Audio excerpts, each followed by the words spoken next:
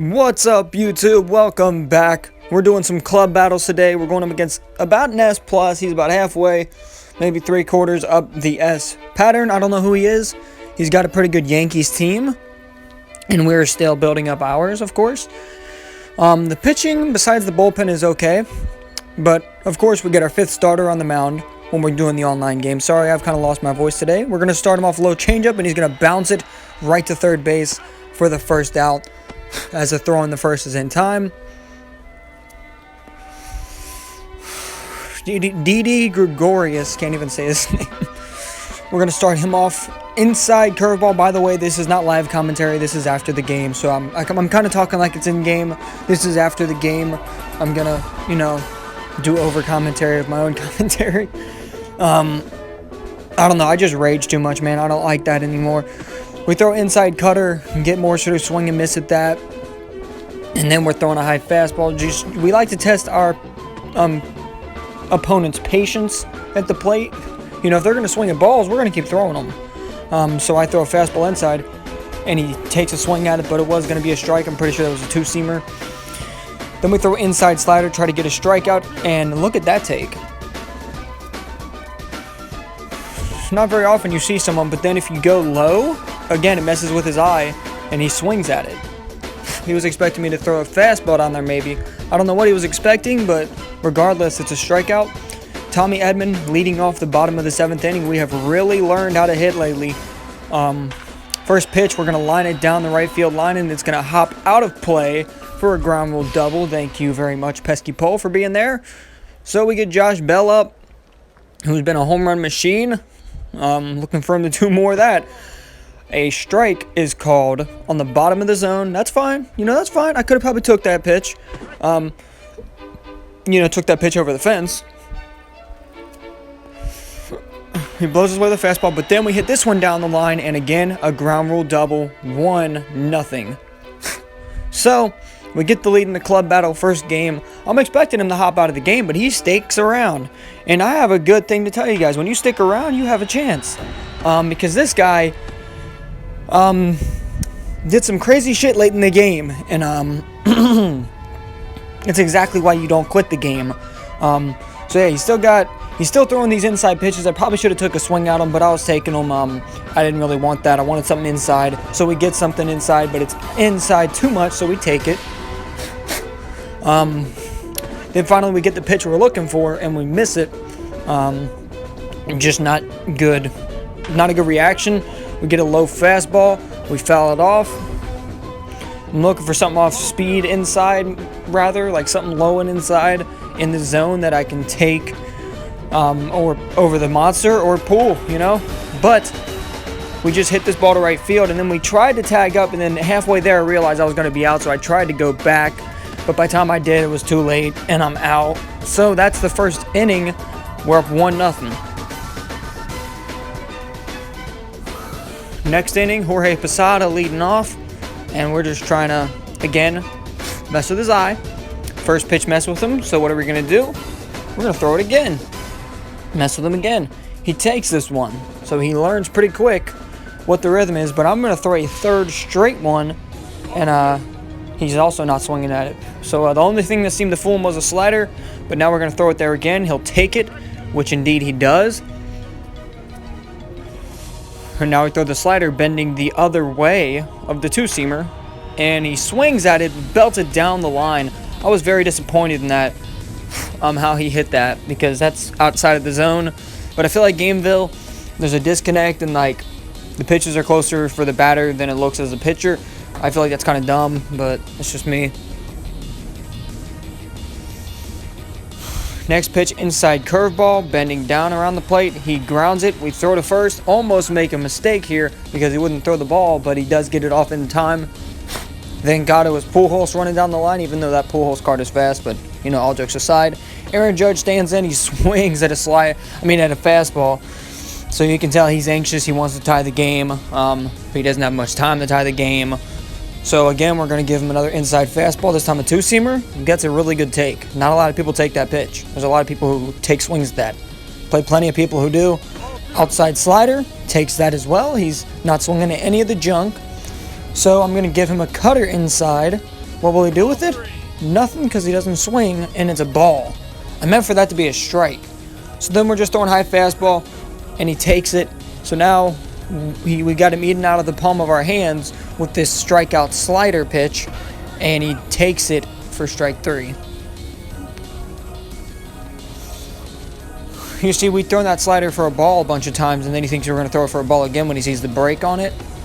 Little does he know we're throwing it for a strike.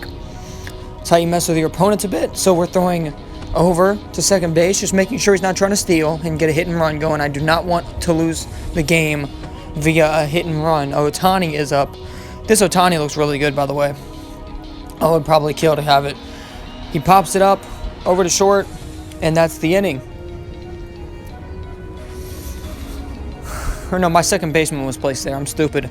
Matt Wieters leading off the inning. Again, he's going into his timeout. I don't like that. Timeouts aren't good. He brings in his closer already. He's already bringing in his closer. He's not playing no games.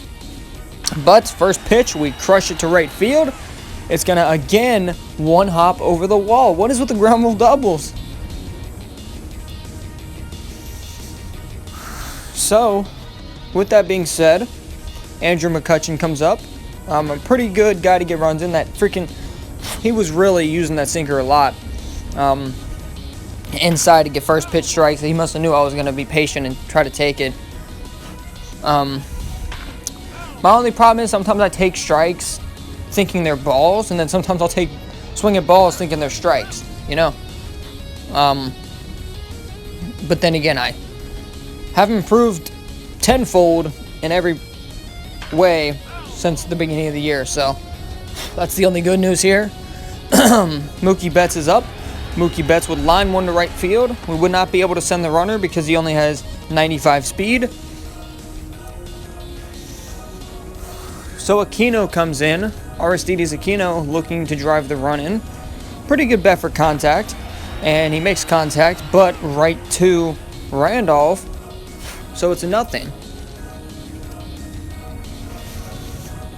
So now Trevor Story is our last hope. Just looking for him to get a hit. And there's that sinker again. So now I have it in the back of my mind. If he throws it again, I'm going to send it. But I swung like that was a slider. I just wasn't expecting a fastball on an 0-1 pitch. You don't see that too very often. He was just using the same pitching technique, and I wasn't figuring it out. So he gets out of the inning. Miguel Andujar leading off the top of the ninth, inside slider. He whacks it to right field, but right there is Mookie Betts for the first out. And now Randolph up to bat. We're throwing that low changeup. And this is, again, the problem I have with Gameville. How is that hit? How? It's only a matter of time before they give him the animation where he can hit a home run off of that pitch, and that's when I'll really be mad. So I'm checking him over at first, throwing a low curveball, and all of a sudden, this guy has become patient as hell. He's waiting for a fastball. He don't care what else he gets. He's waiting for a fastball. We miss with that pitch. I could have sworn that was a strike, man. I almost feel like that was a strike. We throw it again. This time it does land in the same spot, but it's called a strike this time. Then we're checking him over at first. He's not. Maybe it wasn't the same spot on that pitch. Maybe it was a ball. I can't tell. Curveball low. Takes it. Now we're in a bit of trouble. We've got to get a strike. Fastball away. Swing and a miss. Now we've got to strike him out. I don't really know what pitches I can throw, so I'm throwing the curveball. And he takes it just outside of the zone for ball 4. And 2 runners on now for Didi. This was a dumb pitch, now that I think about it, but he was expecting something else to start off the at-bat, so it was actually kind of throwing him off guard a bit. And the 2-seamer, get him swinging at that, so we've got a good at-bat going here. We're checking him down at second again. This guy didn't steal at all, man. I don't know why he wasn't trying to steal with his speed, but he must not be good at stealing. We throw an inside fastball, he takes it, but I'm going to do it again just because. And this time he swings at it. That's why you do it back-to-back. Sometimes they think you're throwing 4-seam and then 2-seam. Just an easy way to mess with your opponent's eye. We're throwing inside cutter. Morser's up. He's taking the pitch. And this guy's down to his final out. He's got to clutch up. We're throwing it down and away fastball. He takes this as well. How did he go from swinging at bad pitches to taking everything? Everything in sight was being taken. He swings at that really ugly looking swing. So we're throwing a cutter outside. Doesn't even get into the plate.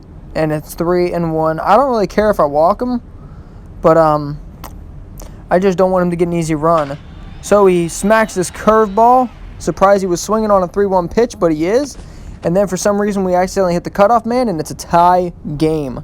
I was very mad that I just blew a lead. I felt like I let my club down. So, yeah, in these club battle games. Then we throw a slider, and again, this time he was ready for it first pitch. Probably shouldn't have done it, but he's going to get another run home, make it 2-1, his lead. This is why you don't back out of the game. You don't back out of the game. All right? It's never over. All right, man, if you're down 20-0, it might be over. But if you're down 1-0, you know how many people I see back out of the game when they go down 1-0? It's ridiculous. It's really sickening. I mean, you can score 2 easy runs like that. I mean, he just got the lead with 2 outs. We did bring in our setup guy, Santana, trying to get some outs here. We get the sinker in there. And then we throw the slider, trying to get a quick strikeout and go bat, and he hits it again. But thankfully, Ian Happ grabs it. If I had Nelson Cruz in left field, that would have been a very unfortunate hit. So thank God I don't have Nelson Cruz playing this game. Tommy Edman leading off the final inning. Grounds one right to the shortstop or second base. No, it's the second baseman. I'm an idiot. Then Josh Bell comes up, 7 home runs. You know what I'm thinking with him. I'm thinking one thing and one thing only. Inside fastball, fouls it off. And now I'm like really nervous because I might not tie the game. Never mind. Josh Bell in the right field. That short porch first row home run tie game, just like that. The floodgates are opened and the game is tied. Ian Happ stands in afterwards. And yeah, just like that, man. We got a good game going now. So now he's trying to pitch his way around, giving up a walk-off. Ian Happ fouls that ball off. And now it's a 1-2 count. He throws a low fastball. We swing and miss and strike out. So 2 outs, Neil Walker. He's hit some walk-off home runs before. And at this point, 2 outs, I'm not thinking about a base hit, really. I'm thinking about a home run. But I'm also thinking about driving the ball, which can lead to base hits, and this one leads to a base hit. Maybe about 30 more feet, and that's actually a home run with the way that right field is. That's why it was probably dumb of me to be throwing inside sliders with that right field. We lined this one to right, but right there to get it is Brett Gardner. So that would end the inning, man. He's coming up for his final at bat. We're leaving Santana in. I'm not going to bring in Vasquez because there's really no reason to. Inside cutter, or sinker rather. He grounds it right to the pitcher. We throw it on at first for the first out. Then Ohtani comes up. Inside slider. Because now he's definitely anxious after blowing the game. And you could tell immediately he was starting to swing at more balls. He was getting anxious. So this guy has different moods, it seems like. Sometimes he has a good eye. He's kind of inconsistent, kind of like me. So we throw a high fastball away, and he swings and misses at this. It's not an easy pitch to hit. I mean, 99 for some people may not seem like a lot because there's pitchers in the game that can throw 105, but we dive and catch it, and 99 is not slow at all, really. It can be very hard to hit sometimes if you use it right. So we are batting here, final inning. Andrew McCutchen leads off with a base hit. Andrew McClutchen, as Mr. Joseph would call him. He gets the leadoff hit, which means if we win, he'll be scoring the winning run. How many times is he going to be involved in something considering a win? Or surrounding a win, rather. Then Mookie gets a base hit. Where else? But center field and right field. Never pulls the ball except if it's a home run. Then Aquino up the middle. It's going to bounce. We're going to get the run, and we're going to win the game. Thumbs up to this guy, man. That was an unbelievably great game. Whew. That was one hell of a game. See you boys next video.